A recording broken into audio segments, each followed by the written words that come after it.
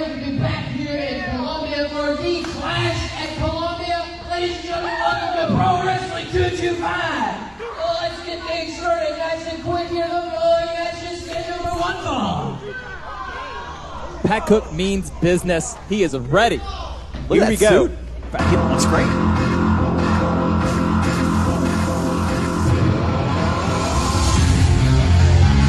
Introducing first from New Orleans, Louisiana, weighing in at 200 pounds, he is the Iron Pitbull, Antonio Bronson. Talking about a look. Look at that look of intimidation. You think Antonio Bronson's ready to go tonight? Do you think he's ready for his Pro Wrestling 225 debut? Landon, that's right. The Iron Pitbull is here in Pro Wrestling 225.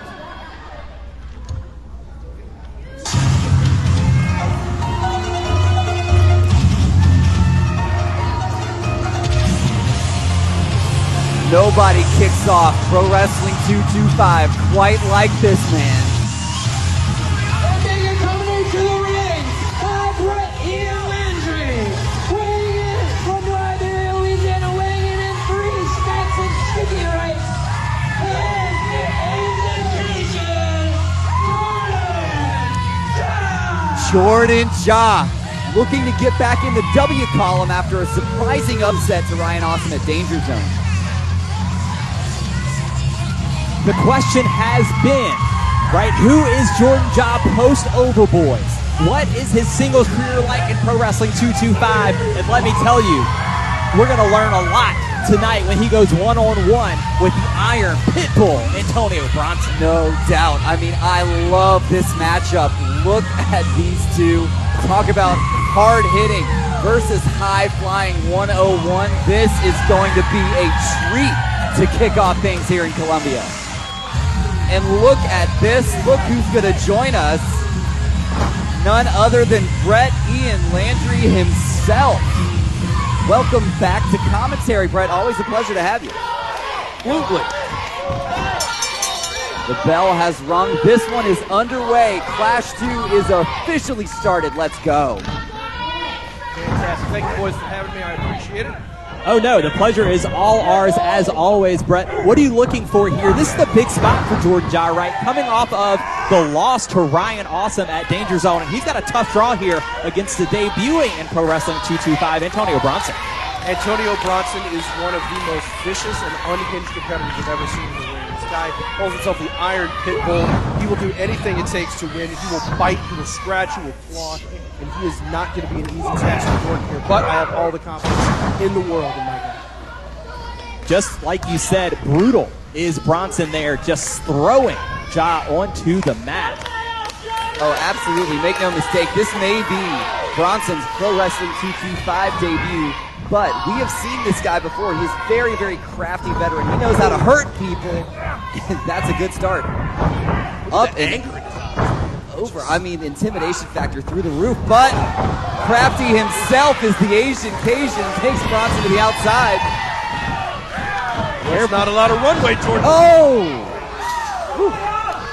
I think going under the rope was probably the safer bet there. Oh, absolutely. We got Honey, I Shrunk the Ring here. That made me nervous. And oh, did you see that forearm right between the eyes of Bronson, and Ja takes this thing back in the ring. So how did you and Ja prepare for this match, Brett? Knowing that he came off of that loss at Danger Zone, what did he need to do? Did you see things that he needed to change? What did Ja need coming into Clash 2 tonight to get back in the win? Well, to be honest, my two main men, Jordan Ja and Christian Blade, Christian tends to get in his head a little bit more than Jordan does. Jordan doesn't let those losses sit with him, which is a great thing for his focus. And when you're talking about somebody like Bronson, it's unpredictable what he can do in the ring. So focusing on what he's doing at any given moment, because he can pull out power moves like that out of nowhere. Beautifully delivered German suplex, and as you see Jordan Ja, wait a minute, have a cover here.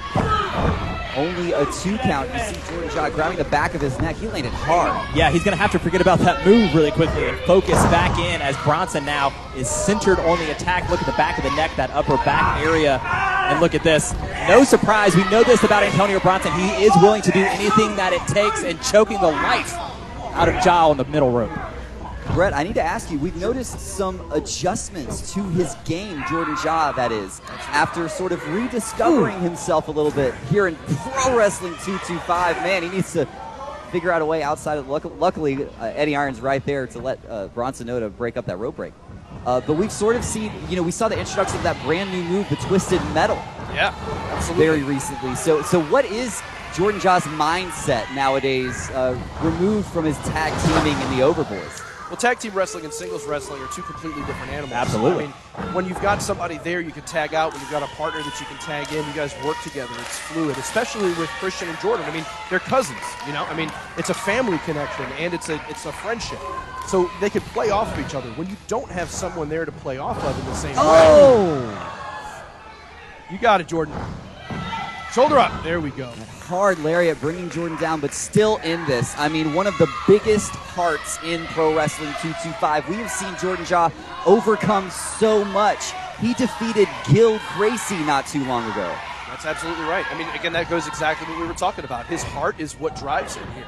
You've got to make up new moves. You've got to expand and evolve your offense when you don't have someone that you can tag out and share your time with in the ring.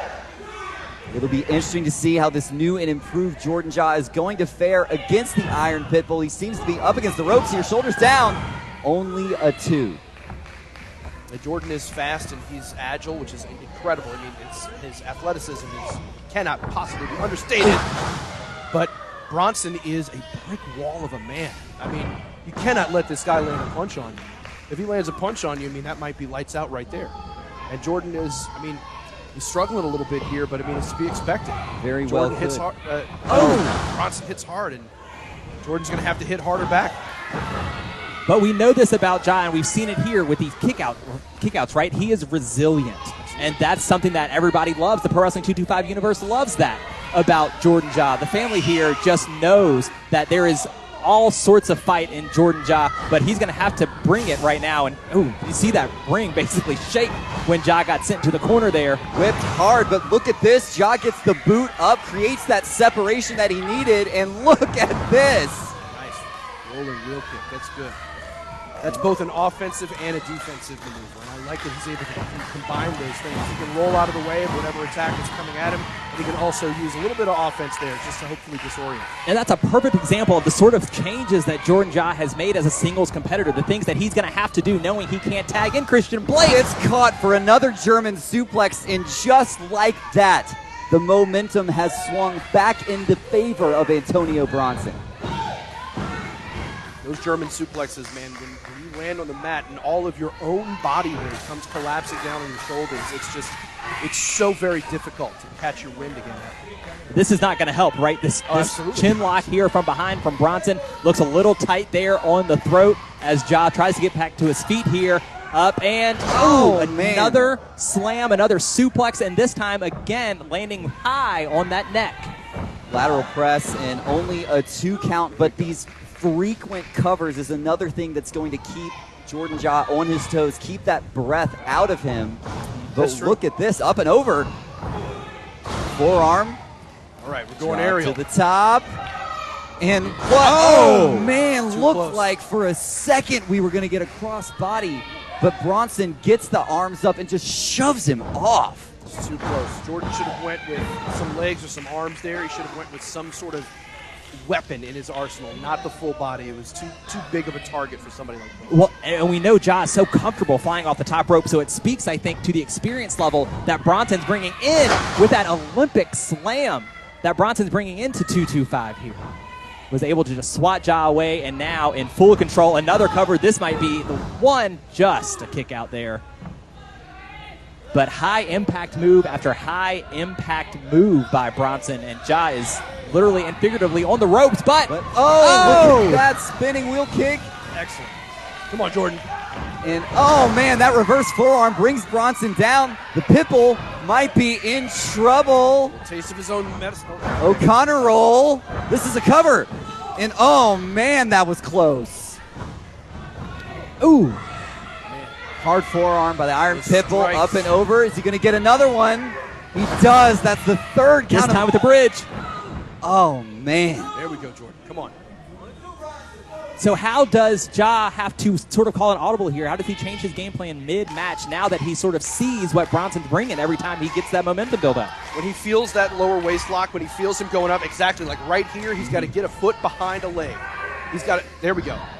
There we go. Look at Some that. elbows, the viciousness. There we go.